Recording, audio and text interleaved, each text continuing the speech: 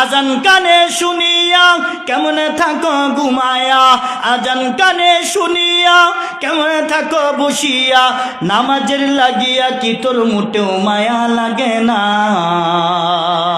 নামাজের লাগিয়া কি তোর মোটেও মায়া লাগে না। চিন্তা করে দেখো না কবরে কি যাইবা না, যেই কবরে আল্লাহ ছাড়া বন্ধু কেহ থাকবে না। চিন্তা করে দেখো না কবরে কি যাইবা না। এ দুনিয়ায় সবই পর, কবর যে তোর আসল ঘর, এ দুনিয়ায় সবই পর, কবর যে তোর আসল ঘর।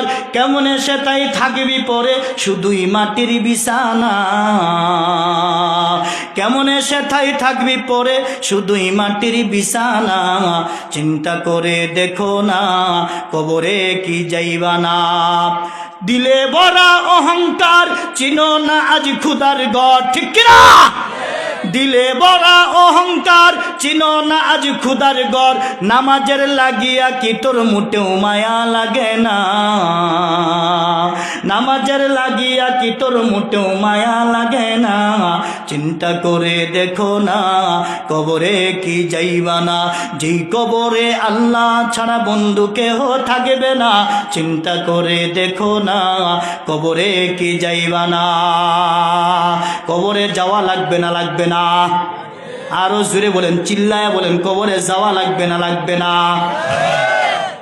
কবরে যাওয়ার পরে কি হবে? মার রব্বুকা ওমা দিনুকা ওমান নবিয়ুকা, তোমার রবকে, তোমার রবকে।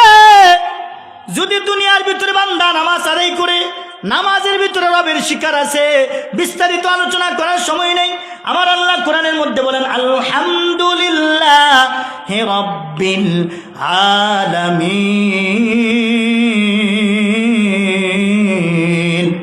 আল্লাহু আকবার। তোমার রবকে, কবর তো রবই জিগাইবো না আল্লাহ জিগাইবো? তোমার আল্লাহকে এই প্রশ্ন করবো? মার রব্বুকা, তোমার রবকে। বান্দা কি বলবে? রব্বি আল্লাহ। যদি নামাজ আদায় করে থাকে, যদি বান্দা আল্লাহ ভক্ত হয়ে থাকে, আল্লাহর ইবাদত করে থাকে, আল্লাহর রেজামন্দি কামনা করে থাকে, তাহলে তো বলবে রব্বি আল্লাহ। তাহলে যে ব্যক্তি নামাজ আদায় করবে দাঁড়ানো অবস্থায়, ওই ব্যক্তি রবকে রব বলে স্বীকার করে, রুকু অবস্থায় বলে সুবহান রব্বিয়াল আযীম। সিজদারত অবস্থায় কি বলতেছে? সুবহান রব্বিয়াল আলা।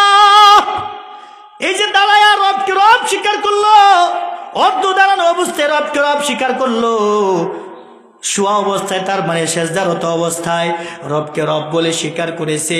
এখন এই স্বীকারেও কিন্তু হয় নাই। এখন বান্দা নিজে নিজে চিন্তা ফিকির করলো, আল্লাহুম্মা ইন্নী যালামতু নাফসি যুলমান কাসীরা। আয় আল্লাহ, নিজের উপরে অত্যাচার করেছি, জুলুম করেছি। নামাজ আদায় করার কথা, আল্লাহর ইবাদত গুলো আদায় করার কথা, কিন্তু আল্লাহ নফসের দুঃখার মধ্যে পড়িয়া, শয়তানের দুঃখার মধ্যে পড়িয়া নামাজ তো পড়ি নাই। আল্লাহ তোমারে বুইলা গিয়েছিলাম মাবুদ রে, এখন মনে হয়ে গেছে এখন তো তোমার দরবারে হাজিরা দিছি গো আল্লাহ। আল্লাহুম্মা ইন্নী যালামতু নাফসি। আয় আল্লাহ, নিজের উপরে জুলুম করেছি, গুনাহ করতে করতে নিজের উপরে অত্যাচার করেছি, এমন জুলুম করেছি আল্লাহ, যুলমান কাসীরা, যুলমান কাসীরা।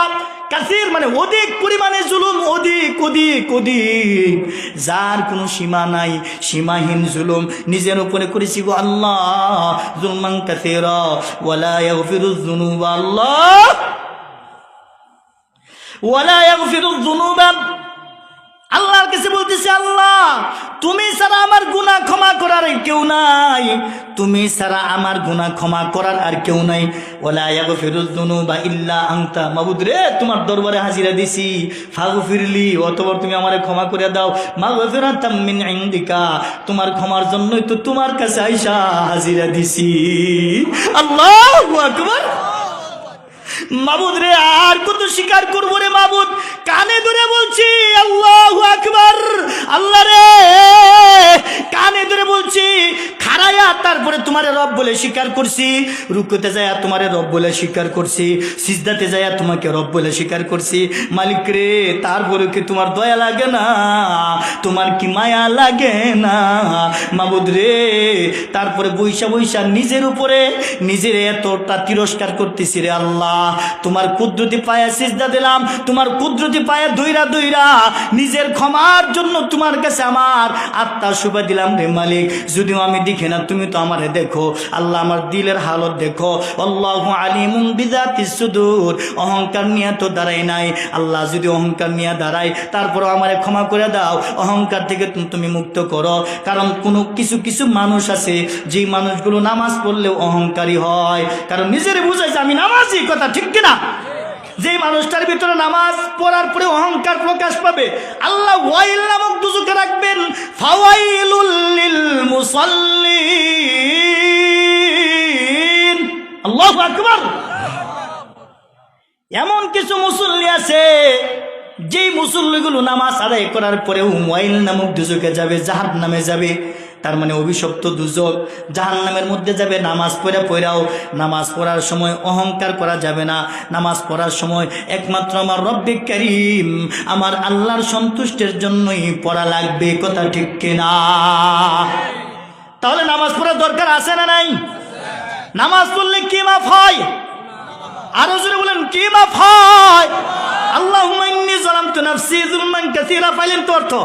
এতদিন তো খালি নামাজই পড়লাম, অর্থ তো জানলাম না। আজকে তো অর্থ জানলেন। আল্লাহ, আমি নিজের উপরে জুলুম করলাম, গুনাহ করে নিজের উপরে জুলুম করছি, অধিক জুলুম, অনেক জুলুম করছি। ফাগফিরলি মাগফিরাতান ওয়ালা ইয়াগফিরুজ যুনুবা। আল্লাহ, তুমি ছাড়া আমারে ক্ষমা করার আর কেউ নাই। ফাগফিরলি, অতবার আল্লাহ তুমি আমারে ক্ষমা করে দাও। মাগফিরাতাম মিন ইনদিকা, তোমার ক্ষমার জন্যই তো তোমার কাছে হাজিরা দিছি গো আল্লাহ। সুবহানাল্লাহ। তোমার ক্ষমার জন্যই তো মাওলা তোমার কাছে হাজিরা দিছি, আল্লাহ আমার মাফ করে দাও। পয়গম্বর হাদিসের ভিতরে বলেন, যে ব্যক্তি 5 ওয়াক্ত নামাজ আদায় করবে, 1 নাম্বার আমার আল্লাহ তার রিজিকের অভাব দূর করে দিবে। সুবহানাল্লাহ। রিজিকের মধ্যে বরকত দিবে, রিজিকের মধ্যে বরকত। আমার আল্লাহ বলেন, ওয়ামান আ'রাদা আন যিকরি ফাইন্না লাহু মাঈশাতান দানকা ওয়া নাহশুরুহু ইয়াওমাল কিয়ামাতি আ'মা। আল্লাহু আকবার। আপনাদের কষ্ট হইতেছে? শেষ করে দিব? আরেকটু চলুক। হ্যাঁ, মাশাআল্লাহ মাশাআল্লাহ বাবা, মাশাআল্লাহ। দোয়া করতে থাকেন যেন আল্লাহ আমাকে এবং আপনাদেরকে সবাইকে আমলের জন্য কিছু নসিহত বের করে দেয়। আমিন বলেন। খালি কান সুখ করার জন্য না, আল্লাহ যেন আমারও আমলের জিন্দগিতে কবুল করে, আপনাদেরও জন্য কবুল করে। আমিন বলেন। আমি আপনাদের পরিচিত মানুষ, আমি অনেকবার আসছি এদিকে, আপনারা অনেকেই দেখছেন। আমার আল্লাহ তাআলা বলেন, ওয়ামান আ'রাদা আন যিকরি فإن له معيشة ضنكا ونحشره يوم القيامة أعمى। আমি কিন্তু সময় দীক্ষা বয়ান করি না, কথাটা মনে হয়েছে বলে ফেলাই। আমার 1.5 ঘন্টা 2 ঘন্টা 2.5 ঘন্টা বয়ান খুব কমই হয়, অর্থাৎ বেশিরভাগই হয়, আর সেটা কমই হয়। আমি 1 ঘন্টা বা 1.5 ঘন্টা বা এরকম বয়ান আর দেখবো, সময় কোন সময় যায় এইগুলো চিন্তা আমার ভিতরে নাই। আমি চিন্তা করি যে আল্লাহ যে আমারে কিছু বান্দাবান্দিদের ভিতরে যে আল্লাহ আমারে কবুল করছে, এটা তো আমার কপাল। আমি যে কিছু দিনের কথা বলছি, সেটা তো আমার তকদির। তো কের হেডাম, কের আবার আমারে তালি দিব, জোড়া তালি দিব, আমার পিছনে খেদমত করবো, এই করবো, এটা কেন? আল্লাহ যে আমারে যে দিনের কথা বলাইতেছে, এটাই তো সবচেয়ে বড়, এটাই তো সবচেয়ে বড়। এর জন্য আমি কিছু কিছু জিনিস আছে, আমি অন্যদের মতো না, আমি এগুলো পছন্দ করি না।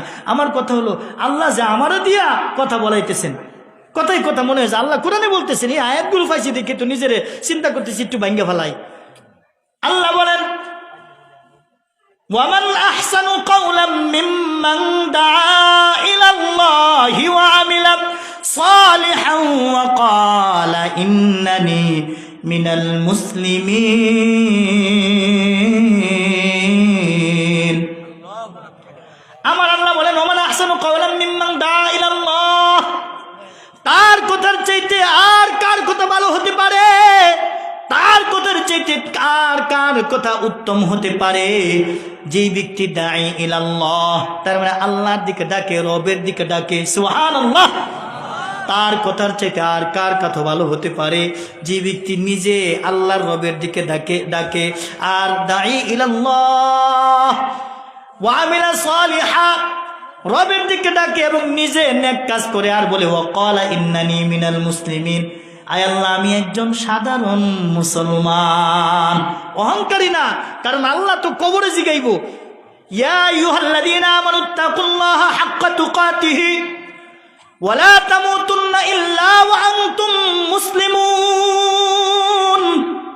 আমার আল্লাহ তাআলা তো কবরে জিজ্ঞাসা করবে ইয়া আইয়ুহাল্লাযীনা আমানুত্তাকুল্লাহ, আমার আল্লাহ বলেন হে ঈমানদারেরা তোমরা আল্লাহ তাআলাকে ভয় করো, হাক্কা তুকাতিহি, সত্যিকারের ভয়। তার মানে রবকে যেরকম ভয় পাওয়া দরকার, আল্লাহকে যে ভয় পাওয়া দরকার, এরকম ভয় করো, সত্যিকারের ভয়, অন্তর দিয়ে ভয় করো, আল্লাহরে ভয় করো।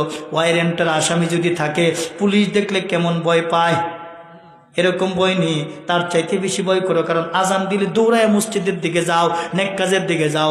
দাওয়াতে তাবলীগের মানুষগুলো যদি দাওয়াতে তাবলীগের জন্য 3 দিনের জন্য, 1 চিল্লার জন্য, 3 চিল্লার জন্য, 1 সালের জন্য যদি বলে, তাহলে বের হয়ে যাও। কথা ঠিক কিনা সেটা বলেন? আল্লাহর ভয় করে বেরিয়ে যাও। ওয়ালা তামুতুন্না ইল্লা ওয়া আনতুম মুসলিমুন। আমার আল্লাহ তাআলা বলেন ততক্ষণ পর্যন্ত মৃত্যুবরণ করবা না যতক্ষণ পর্যন্ত পরিপূর্ণ মুসলমান না হইতে পারবা। আল্লাহ কি বলছেন? ততক্ষণ পর্যন্ত মরো না যতক্ষণ পর্যন্ত পরিপূর্ণ মুসলমান।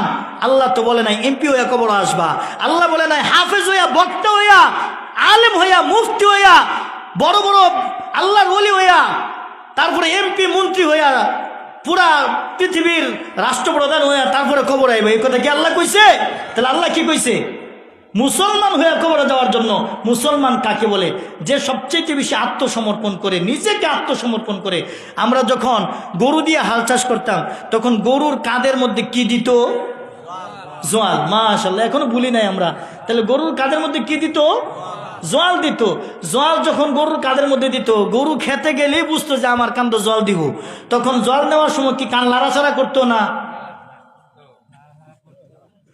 যেটা নেওয়ার পরে তখন মাথাটা ঠেলে দিছে না? হ্যাঁ, দিছে না? দিছে না? দিছে না? দিছে না? গরুর কথাটাই বলি। এই গরু যেরকম ভাবে নিজেকে আত্মসমর্পণ করে, মালিকের সামনে যায় নিজের জলটা যেরকম ভাবে কাঁধে নিয়ে ফেলায়, মুসলমানি বুয়াদ গর্দন নেহাদান, মুসলমানি বুয়াদ গর্দন নেহাদান, এনানে খুদ বদস্তে খাজাদাদান, এনানে খুদ বদস্তে খাজাদাদান। মুসলমান তো তাকেই বলা হয় যে তার রবের, যে তার মালিকের সমস্ত ফরমান, সমস্ত বিধিবিধান মাথা নত করে আল্লাহ, সমস্ত বিধিবিধান, এটারে না বলে মুসলমান। সুবহানাল্লাহ বলেন। এই জন্য আমার আল্লাহ বলেন দাঈ ইলাল্লাহ কাকে বলে? যে আল্লাহর দিকে ডাকে তারে দাঈ ইলাল্লাহ বলে। মুয়াজ্জিনকেও দাঈ ইলাল্লাহ বলে। সুবহানাল্লাহ বলেন। মুয়াজ্জিনকেও দাঈ ইলাল্লাহ বলে। মুয়াজ্জিনও তো আল্লাহর দিকে ডাকতেছে দাঈ ইলাল্লাহ, এসো নামাজের দিকে। মুয়াজ্জিন তো নিজে নেক কাজ করে এবং অন্যকে নেক কাজের আদেশ দেয়। আর কি বলে? ওয়াকালা ইন্নানি মিনাল মুসলিমিন, আমি একজন সাধারণ মুসলমান। মুসলমানের ভিতরে কোনো অহংকার থাকতে পারে? কারণ মানুষ কি দিয়া তৈরি হয়েছে একটু চিন্তা করে দেখেন তো, নাপাক পানি দিয়া। যেই পানিটার নাম মুখে উচ্চারণ করলে লজ্জা লাগে, কথা ঠিক কিনা? তাকাইতে ঘৃণা লাগে। যেই পানিটা শরীর থেকে বের হয়ে গেলে যেই জায়গায় লাগবে ওই জায়গার দোয়া ফরজ হয়ে যায়, গোসল ফরজ হয়ে যায়। ওই জায়গা নাপাক, কাপড় নাপাক, স্থান নাপাক, সব নাপাক। এরকম নাপাক জিনিস দিয়ে আল্লাহ মানুষ বানাইছে, কথা ঠিক কিনা? বেপেদার ফর জন্দে পায়দা উকুনার, বেপেদার ফর জন্দে পায়দা উকুনার, তিফলেরা দার মাহদে গুয়া উকুনার, তিফলেরা দার মাহদে গুয়া উকুনার। আল্লাহু আকবার। তামাম পৃথিবীর কোনো আর্টিশিয়ানের ক্ষমতা নাই, পানির ভিতরে নকশা করবে, পানির ভিতরে নকশা। এই যে চেয়ারের ভিতরে কাঠের মধ্যে নকশা করে সুন্দর দামি চেয়ার বানাইছে, টি টেবিল বানাইছে, ড্রেসিং টেবিল বানায়, ডাইনিং টেবিল বানায়, সোফা বানায়, আলমারি বানায়, খাট বানায়, এত সুন্দর সুন্দর বুক সেলফ বানায়, কত কিছু বানাইছে। কিন্তু দুনিয়ার কোনো মিস্ত্রি, ফার্নিচারের মিস্ত্রি, দুনিয়ার কোনো আর্টিসিয়ান, দুনিয়ার কোনো শিল্পী পানির ভিতরে নকশা করতে পারবে না। কথা ঠিক কিনা? আমার আল্লাহ পানির ভিতরে নকশা করছে। তারপরে কেমন পানি? নাপাক পানি, যে পানির দিকে তাকাইতেও মন চায় না, এমন নাপাক পানি দিয়া আমার আল্লাহ কত সুন্দর সুন্দর মানুষ বানাইছে। সুবহানাল্লাহ। ফি আইয়ি সূরাতিন মা শাআ রাক্কাবাক। এই নাপাক পানির ভিতরে কত সুন্দর চেহারার মানুষ। সুবহানাল্লাহ বলেন। কি সুন্দর চেহারা আল্লাহ দিছে, কি সুন্দর কায়া দিছে, ছবি দিছে আল্লাহ, সুরত দিছে আল্লাহ। আল্লাহু আকবার। আরে মানুষ, আমার আল্লাহ বলেন ওয়াফি আনফুসিকুম আফালা তুবসিরুন। বান্দারে নিজেরে নিয়ে চিন্তা করো, তারপরেও তো আল্লাহরে সিজদা দিতে বাধ্য হইবা। সুবহানাল্লাহ বলেন। বান্দা নিজেরে নিয়ে চিন্তা করো, তারপরেও তো সিজদা করতে, আল্লাহরে সিজদা করতে বাধ্য হইবা। তাহলে সিজদা করলে, রুকু করলে, নামাজ আদায় করলে কি হবে? এক নাম্বার, রিজিকের মধ্যে বরকত। আর যদি না করে তাহলে কি হবে? ওয়ামান আ'রাদা আন যিকরি ফাইন্না লাহু মাঈশাতান দানকান ওয়া নাহশুরুহু ইয়াওমাল কিয়ামাতি আ'মা ক্বালা রাব্বি লিমা হাশারতানি আ'মা ওয়া ক্বাদ কুনতু বাসীরা ক্বালা কাযালিকা আতাতকা আয়াতুনা ফানাসিতাহা وَكَذَلِكَ الْيَوْمَ تُنْسَى।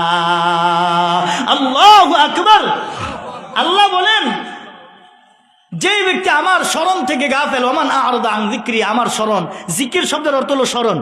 জিকির হলো আরবি শব্দ, তার বাংলা হচ্ছে কি? স্মরণ। তাহলে আল্লাহ বলতেছেন যে আমার স্মরণ থেকে গাফেল, এক নাম্বার মুসিবত তার হবে, সেটা হলো ওমান আ'রাদা আন যিকরি ফাইন্না লাহু মাঈশাতান দানকা। এক নাম্বার মুসিবত হলো তার রিজিকের মধ্যে আমি বরকত উঠায়া নিব। নাউজুবিল্লাহ বলেন। তার রিজিক সংকুচিত করে দিব।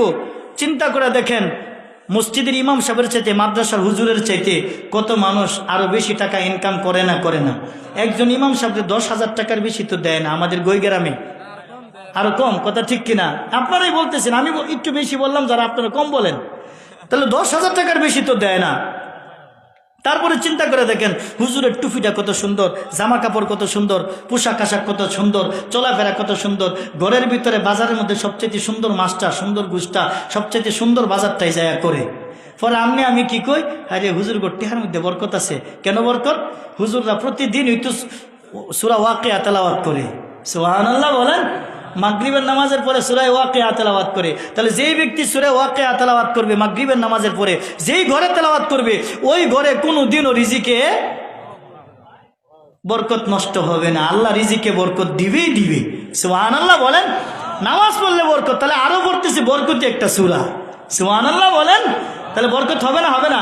তাহলে এক নাম্বার আল্লাহ কি করবেন, যে আল্লাহর স্মরণ থেকে, যে কোনো স্মরণ, আল্লাহর বিধান থেকে যদি কোনো মানুষ মুখ ফিরিয়ে নেয়, বিধান যদি অস্বীকার করে, মুখ ফিরিয়ে নেওয়া মানে অস্বীকার করা, যদি মুখ ফিরিয়ে নেয়, এক নাম্বার আল্লাহ তার রিজিকের বরকত উঠায় নেবে।